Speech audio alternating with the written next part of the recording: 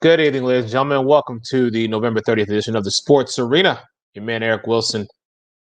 It's been one heck of a Thanksgiving vacation. I'm glad to be back in the building with everybody. And thank you so much for everybody tuning and chiming in here on Facebook, Twitter, and of course, YouTube, as well as the website, www.thesportsarena1.com. Listen, we got a lot to talk about.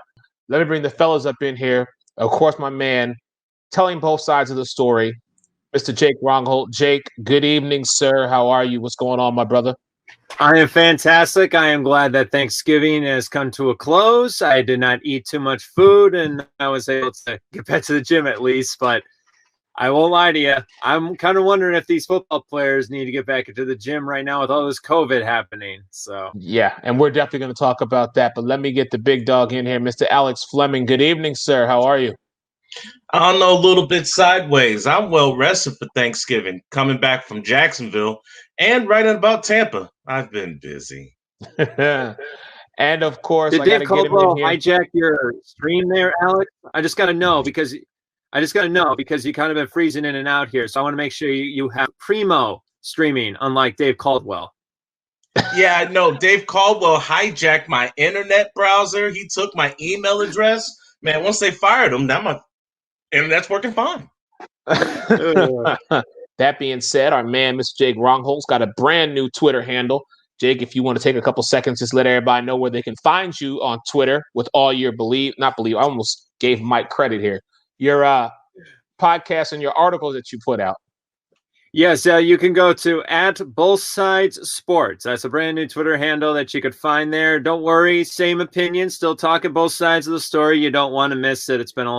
It's always been a lot of fun with this. The reason I changed my Twitter handle was because I had too much spam, political posts, and all that kind of stuff. And you know me, I want to talk sports with people because I feel like that's when we become united. So remember, @BothSidesSports. Let's keep it moving, and I'm coming right back to Jake because, brother, I tip my hat. If I had, I tip it to you. What the Green Bay Packers did last night, very simply have to ask the question, have the Chicago Bears finally showed their true colors? And I'm going right back to my man, Jake Rongholt. Well, the Bears, showed their true colors about 2 games ago when they lost to the Minnesota Vikings on Monday Night Football and embarrassed themselves. I don't care if it's Nick Foles. I don't care if it's Mitchell Trubisky. This is a dumpster fire of a football team with a very good defense. And this very good defense once again gave up over 100 yards on the ground yesterday to the Packers, 4 touchdowns by Aaron Rodgers. And then Mitchell Trubisky, this was crazy to me. Tony Dungy and Mike Tirico had the fortune to talk to Mitchell Trubisky throughout the week.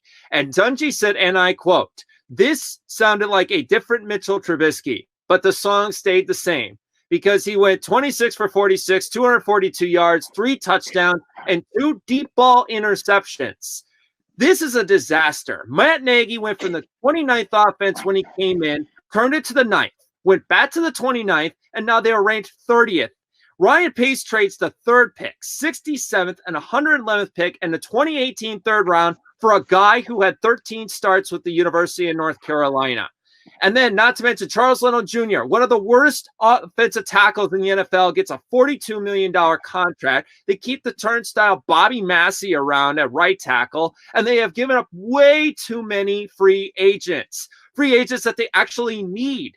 So it is just it's a mess right now. It's 3 building blocks that have to be gone for Chicago to rebuild. Ryan Pace has to go, Matt Nagy has to go, and Mitchell Trubisky has to take like a 1-year, $6 million contract with another team. The Chicago Bears are a joke, and they're going to continuously be a joke. You can't be down 41-10 and not look at this team and go, "Oh yeah, this is a pretty good team." This is a 6-10 team written all over it.